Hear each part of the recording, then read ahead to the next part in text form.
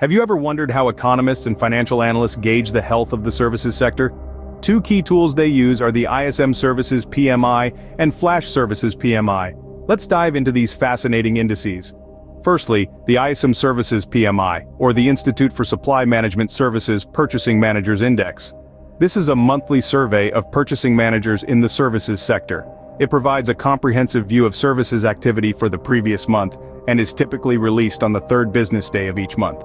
Output. Secondly, we have the Flash Services PMI. Like its manufacturing counterpart, it provides a preliminary or flash estimate of the Purchasing Managers Index for the services sector. The unique thing about this index is that it's released about a week before the final PMI figures, giving an early indication of services sector trends for the current month. While both indices offer valuable insights into the health of the services sector, they serve different purposes and have different impacts. Flash Services PMI, for instance, can have a significant impact on currency and financial markets due to its early release.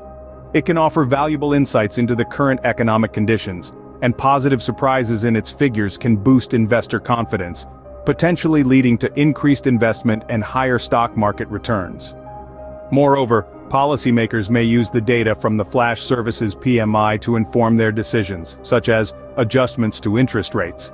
This is because it offers timely information on economic performance. So, in a nutshell, while both ISM Services PMI and Flash Services PMI are critical for assessing the health of the services sector, Flash Services PMI has the added advantage of offering an early estimate.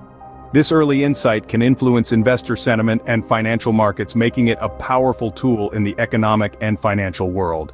Thank you for joining this educational journey into the world of economic indices. Remember, understanding these tools can help you make more informed decisions, whether you're an economist, a financial analyst, or simply an interested observer.